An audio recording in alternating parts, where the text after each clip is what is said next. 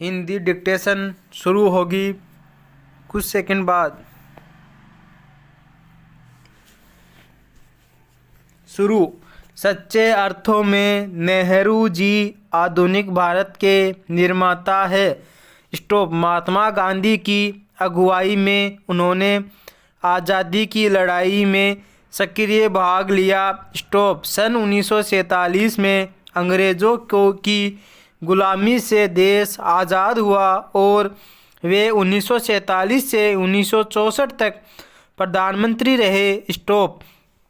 भारत के अलावा उन्हें दुनिया भर में एक ऐसे धर्मनिरपेक्ष मानववादी राजनीतिज्ञ के रूप में जाना जाता है जिन्होंने विश्व शांति और समाजवादी आदर्शों के लिए जीवन भर आवाज़ बुलंद की। पैरा। एक महान राजनेता के साथ साथ उनकी प्रसिद्धि का एक लेखक के रूप में भी सर्वविदित है। स्टॉप। उनकी पुस्तकों विश्व इतिहास की झलकियाँ, आत्मकथा और भारत की खोज को क्लासिक का दर्जा हासिल है। पैरा।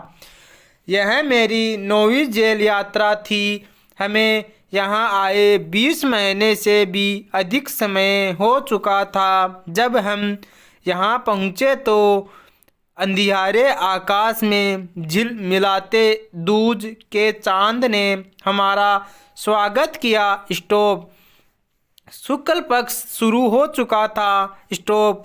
तब से हर बार जब नया चांद उगता है तो जैसे मुझे याद दिला जाता है कि मेरे कारावास का एक महीना और बीत गया। स्टॉप। चांद मेरे बंदी जीवन का स्थायी सहचर रहा है। स्टॉप। वहीं मुझे इस बात की याद दिलाता है कि अंधेरे के बाद उजाला होता है। पैरा। दूसरी जेलों की तरह कोमा यहाँ अहमदनगर के किले में भी मैंने बागवानी करना शुरू कर दिया। स्टॉप। मैं रोज़ कई घंटे कोमा तपती धूप में भी फूलों के लिए क्यारियाँ बनाने में बिताने लगा। स्टॉप। मिट्टी बहुत ख़राब थी, पथरीली और पुराने मलबे और अवशेषों से भरी हुई। स्टॉप। चूँकि यह इतिहास स्थल है इसलिए अतीत में इसने कई युद्ध और राजमहलों की दुर्विसंधियाँ देखी है। स्टॉप। यहाँ का इतिहास बहुत पुराना नहीं है। स्टॉप।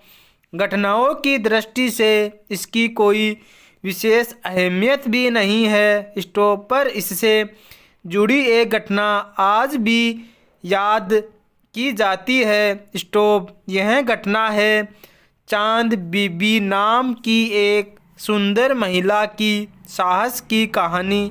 कोमा जिसने इसे किले की रक्षा के लिए अकबर की शाही सेना के विरुद्ध कोमा हाथ में तलवार उठाकर अपनी सेना का नेतृत्व किया। स्टॉप। पर अंत में उसकी हत्या उसके अपने ही एक आदमी के हाथों हुई। पैरा।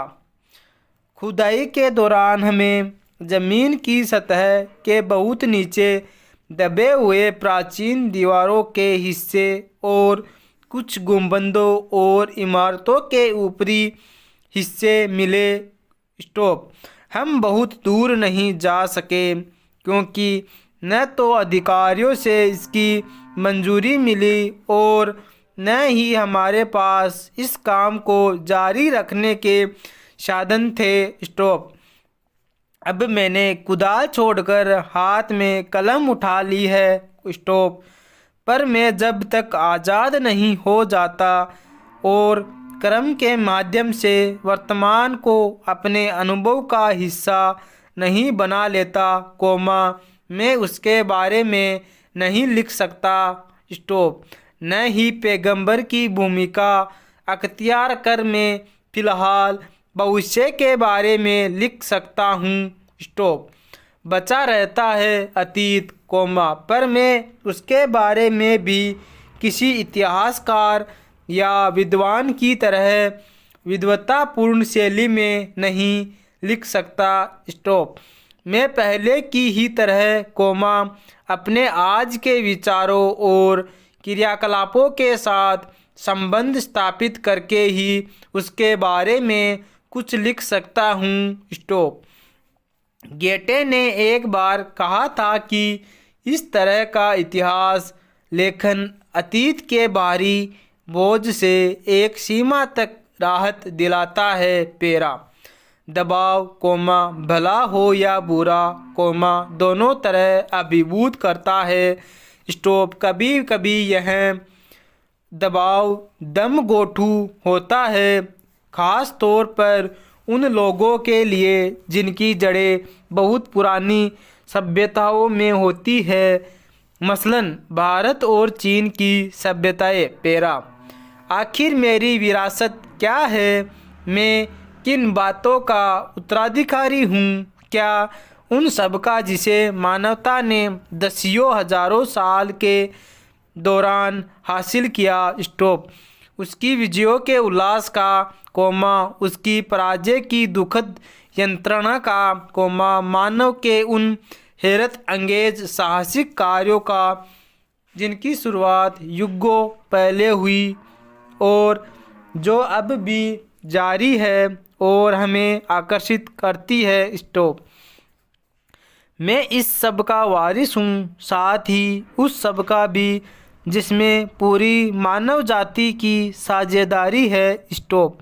हम भारतवासियों की विरासत में एक खास बात है कोमा जो अनोखी नहीं है कोमा क्योंकि कोई व्यक्ति औरों से एकदम अलग नहीं होता।